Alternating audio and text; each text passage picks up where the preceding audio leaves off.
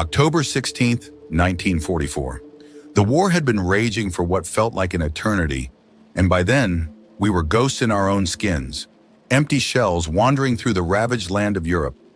I had stopped thinking about home long ago. My memories felt distant, blurred by the constant drone of artillery and the stench of death. But what haunted me most wasn't the bodies or the destruction. It was the silence that settled after the fighting, as if the world had been drained of life. That was the worst part. That is, until we came upon the village. Our unit had been ordered to push through the dense forests of Eastern Europe, just beyond the front lines. The Germans had pulled back, but we were still wary. Mines, ambushes. There were too many ways to die even after the enemy had retreated. But what we found that day wasn't a trap set by soldiers. It was something far older, something far worse. We stumbled upon the village at dusk. The sky was bruised with the remnants of a fading sun, and a thick fog clung to the ground like the breath of a dying man. The village itself seemed abandoned. No smoke from chimneys, no sound of voices, just stillness. The kind that made the hair on the back of my neck stand up. We were tired, hungry, and on edge. So when Lieutenant Barnes decided we'd spend the night there, none of us objected. It was better than sleeping in the open. The houses were eerily well preserved for a place so close to the front lines. No signs of recent shelling or destruction. It was as if the war had forgotten this village. But as we spread out to scout, I couldn't shake the feeling that something was very wrong. Windows stood open, curtains swaying in the faint breeze, but there were no signs of life. No animals, no people, just emptiness. That's when we found the bodies. Private Dawson called out from one of the larger houses, his voice trembling. We rushed over, our boots thudding against the dirt road. Inside, seated around a long wooden table, were 5 people. 2 men, 2 women, and a child. Their eyes were wide open, their mouths agape as if they had been screaming. But there was no blood, no wounds. They were just dead, frozen in place, like they'd been caught mid-conversation. A meal still lay on the table in front of them, untouched, rotting. Barnes swore under his breath. What the hell happened here? No one had an answer. The air in the house felt thick, heavy, like breathing through wet cloth. I turned and walked back outside, trying to clear my head. The fog had grown thicker, creeping up from the ground like a living thing. I could barely make out the shapes of the other houses and the cold. It was biting, unnatural for that time of year. I zipped my jacket tighter and pulled out a cigarette, my hands shaking. We all gathered around the village square, no one speaking, just waiting for orders. Barnes ordered a search of the village to ensure no one else was hiding, but deep down, I think we all knew we wouldn't find anyone. This place was a tomb. We split into pairs and began checking the other houses, the dread growing with every step. I was paired with Dawson, who was still pale from discovering the bodies. We moved quietly, our footsteps barely making a sound in the thickening fog. The house we entered was smaller than the first, but the layout was the same. Everything left in place as if the villagers had just vanished. Plates still sat on tables, beds were unmade, and there was no sign of a struggle. But there was something else, a smell. Not the usual stench of decay or war, but something damp and musty, like earth turned over in a graveyard. Dawson muttered something under his breath, and I turned to ask what he'd said, but he was staring at a mirror on the far wall. His reflection was twisted, distorted, as if the glass itself was warping his image. I glanced at my own reflection, but all I saw was darkness. My face wasn't there. Before I could react, the mirror cracked down the center with a sharp snap. Dawson let out a yelp, backing away as I grabbed his arm. We're done here, I said, my voice low. Let's get out. But as we moved toward the door, it slammed shut on its own, the echo reverberating through the small house. We froze. My heart pounded in my chest, and I reached for the handle, yanking it hard. It wouldn't budge. The windows, too, locked, sealed tight as if the house itself was trapping us inside. What the hell is going on? Dawson whispered, his breath coming out in quick, shallow gasps. Before I could answer, we heard it. Footsteps, slow, deliberate, coming from the floor above us. My blood ran cold. There shouldn't have been anyone up there. We had cleared the house, but the steps grew louder, creaking the old wooden floorboards as they descended the stairs.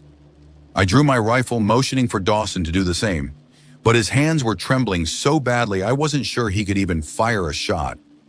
The footsteps reached the bottom of the stairs, but no one was there. Nothing. Just the fading sound of someone or something moving through the room. I could feel my skin crawling, an unseen force pressing down on me. Every instinct I had screamed for us to run, but we were trapped, surrounded by something we couldn't see. Suddenly, the door flew open with a deafening bang, the force sending a gust of cold air rushing through the room. We didn't hesitate. We ran. We burst out into the village square, panting, eyes wide. The others had gathered, all of them with the same look of fear etched on their faces. Barnes was pacing, muttering something to himself. He'd seen it too. We all had. "We're leaving," he said, voice firm. "Now!" No one argued. We grabbed our gear, abandoning any thoughts of rest. The fog had grown impossibly thick, swallowing the village whole. We moved quickly, staying close. But no matter how far we walked, the village loomed in the distance, its dark houses watching us like silent sentinels. Dawson was the first to lose it. He dropped to his knees, gasping for air, saying he could feel someone's hands on him, pulling him back. We tried to calm him down, but then we heard it again. The footsteps, all around us this time, coming from the fog, circling us like predators. Barnes barked orders to keep moving, but the village, it wouldn't let us go. We ran, stumbling through the fog, but every road led back to the same place, the village square. Panic set in. Men began shouting, rifles drawn, firing into the mist at shadows that weren't there. And then I saw them, the figures, dark shapes, barely visible, standing just at the edge of the fog, watching us. The dead had come back, not from the war, but from something much older, something far more sinister, and they weren't going to let us leave. I don't know how long we stood there, paralyzed by fear, staring into the fog where those figures waited. The wind carried an eerie, distant hum, like the low moan of 100 voices just out of reach. No one spoke. No one dared to breathe too loud for fear of drawing them closer. The village had us in its grip, and I felt it tightening. Barnes was the first to snap out of it. "We're not dying here," he growled, teeth clenched, eyes wild with a desperation I hadn't seen in him before. We pushed forward. There's got to be a way out. But deep down, I wasn't sure there was. Something was wrong with this place.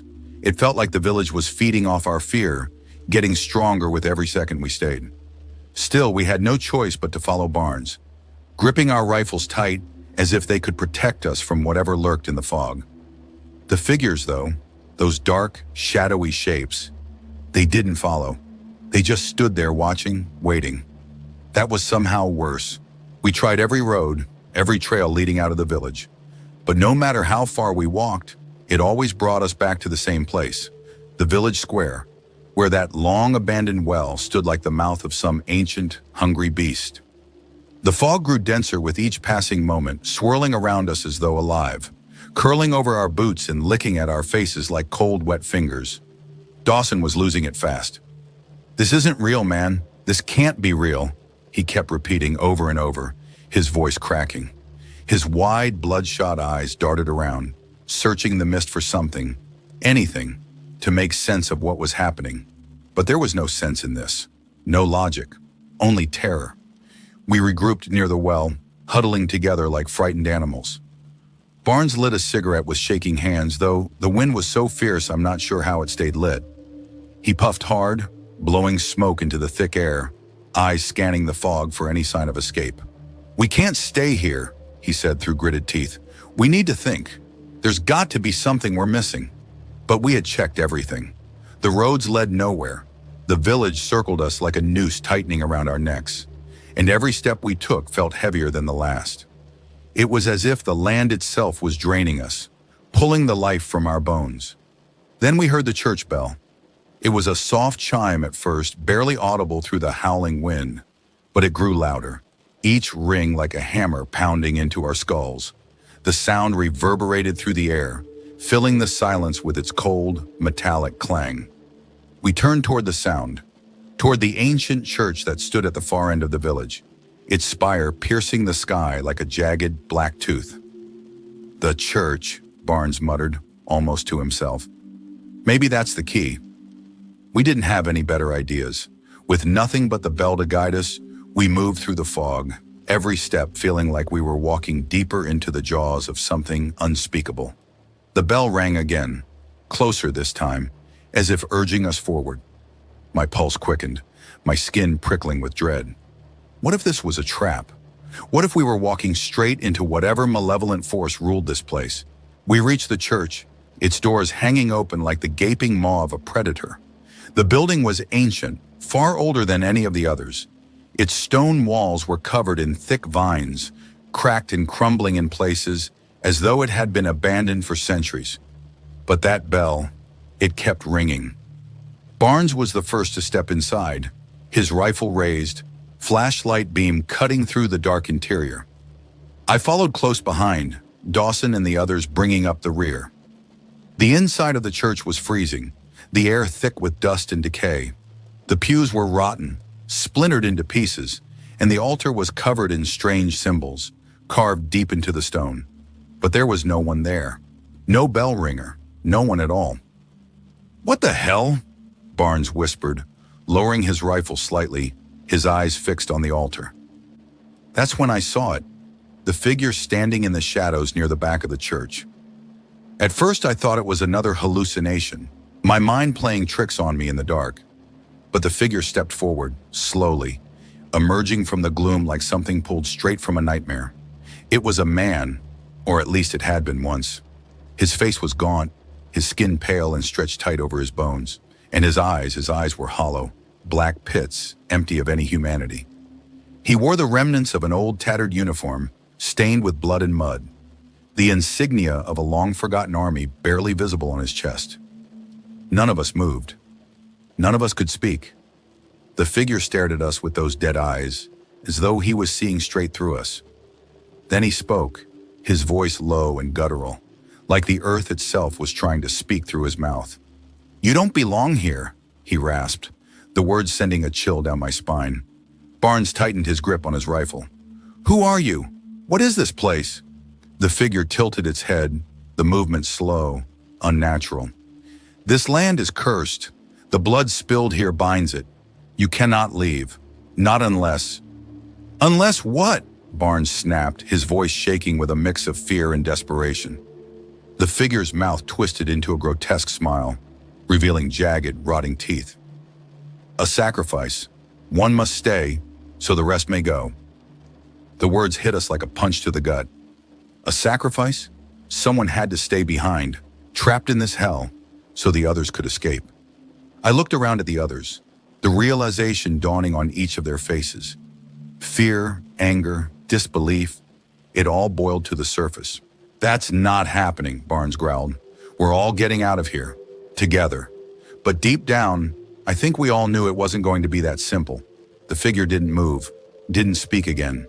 He just stood there watching, waiting for us to make a decision. The fog pressed against the church windows, swirling outside like a living thing. The bell had stopped ringing. The silence was deafening. Dawson broke first. He dropped his rifle and ran, bolting toward the door without a second thought. "No!" Barnes shouted, but it was too late. Dawson disappeared into the fog, his footsteps echoing for a few brief moments before everything went silent again. We waited, our breath caught in our throats. Then we heard the scream, a blood-curdling wail that cut through the night like a knife. It was Dawson, but it didn't last long. The scream was abruptly cut off, replaced by that same eerie silence. My heart pounded in my chest. I could feel the sweat dripping down my back, cold as ice. The figure hadn't moved, but its smile had widened, as if it knew exactly what was coming. One of us was next. I turned to Barnes, my voice barely a whisper. "What do we do?" Barnes was shaking, his eyes darting between the figure and the door. "We leave," he said finally, his voice cold and hard. "We leave, and we don't look back." "But what about—" "We don't look back," he barked. We moved as one, rushing out of the church and into the fog, not daring to think about what had happened to Dawson. The village was still there, watching, waiting. But this time, as we ran, we didn't return to the square.